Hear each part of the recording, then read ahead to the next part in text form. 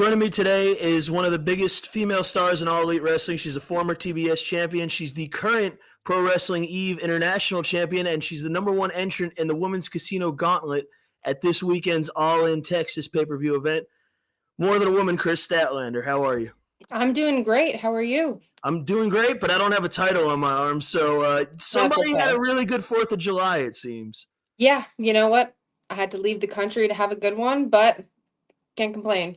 Well, listen, I mean, the Founding Fathers would have been proud that you went over to London and won, so... I was going to say, I'm like, this is a little odd, a little deja vu in a way, but I mean, it's like, what it is. I don't know if it's unique or fitting, because it's like most Americans celebrate the revolution from England, and you went over to England and won, so I guess it's kind of both. I stormed England. So you got All In coming up, the biggest event of the year. You're the #1 entrant in the Women's Battle Royal. Most Battle Royals, it's usually the benefit is to be later. Talk about this one and why the rules are different. Well, in a casino gauntlet match, the rules are different because you never know how many people are going to be in it. It's not a matter of a certain amount of entrants have to be in there before the match can end. It is a matter of whoever gets the pinfall or submission first wins. So in theory, now that we know that Bane is the #2 spot, if she and I if I hit my Saturday night fever on her, could be done right there. There might not even be a third person. So that's why the benefit is being in the 1 or 2 spot. You talked about Bane. You were seen ringside. Heated interaction. Just talk about what she brings to this match. I mean, one thing about Megan is that she and I have wrestled a decent amount of times before, and she has constantly beaten me. However, she's always had a little bit of a blonde trick up her sleeve every time. This match is a little bit different. You don't get the benefit of having just 1 versus 1 and then maybe a sidekick.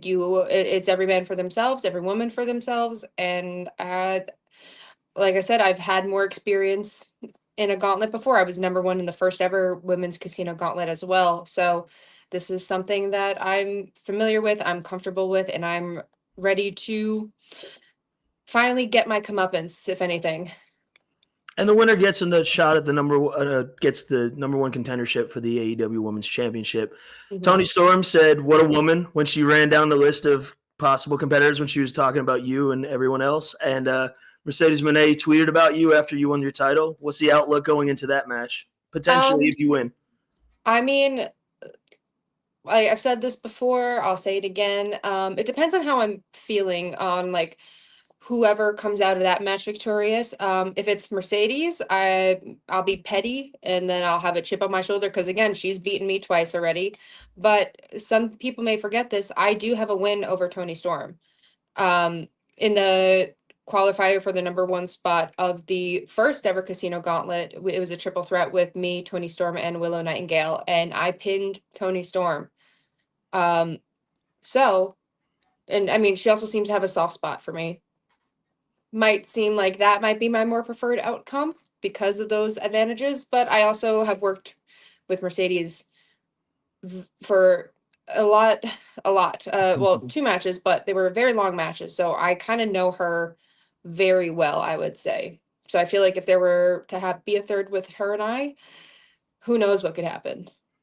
You mentioned Will. At what point does it get tiring to stop apologizing? I mean, I'm not apologizing anymore. She's made her point. I'm done. Right. Nothing else to be said there.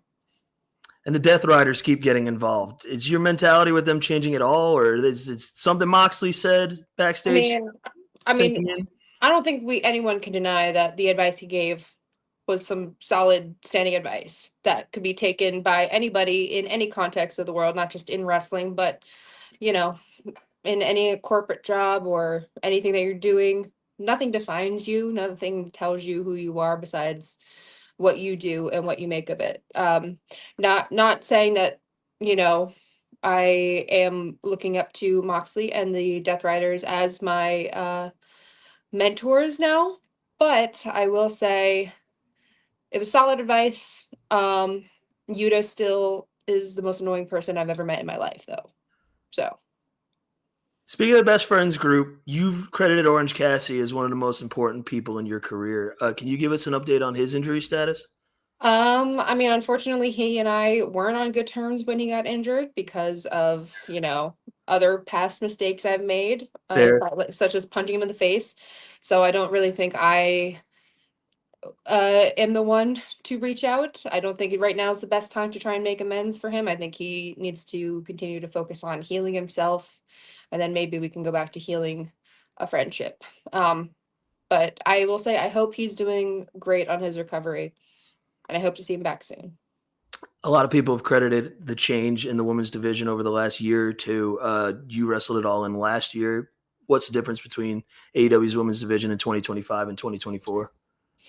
Well, we have some new people around at this point, and there's nothing more exciting than having new people to work with, new people to face, and new energy and new fire to bring to the table because we all, we all want to work hard, we all want to show out and be the best performers that we can be. And we're getting a good stride of people that are, looking to light a fire under each other's butts and just trying to push each other to a point where we haven't been pushed before. So I'd say we are hungrier than ever. We're more excited than ever to put our best foot forward, and it can only go up from here. Without giving other plugs to anyone else, there is another show going on this weekend that's an all-women's pay-per-view. Is that something that the locker room's pushing for Tony and management to do in the future? I don't know. I think anything is a good option. Any more wrestling is always great. Having the amount of wrestling that we do have right now is wonderful. Getting to showcase as many of the amazing talent that we have, men and women, is awesome. I I am not a person who, tries to lead the charge on many things. I kind of just see where things go because you never know where anything can go. Everything in life is unpredictable. I think we could all hope for all the girls that work so hard being showcased more and maybe get to something like that. But everything comes with the time, everything has its plan, and it is what it is. The women's casino gauntlet match, a lot of surprises. You talked about adding to the roster. We talked to him and we said something about maybe there's a little bit less signings lately. Is that something you're looking forward to, the surprise element of the match and who could come in and who might be a surprise?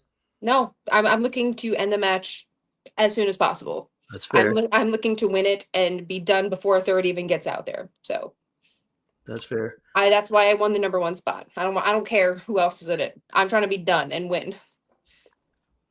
The last question: you have all these Bee Gees references. Where's the love of the Bee Gees come from?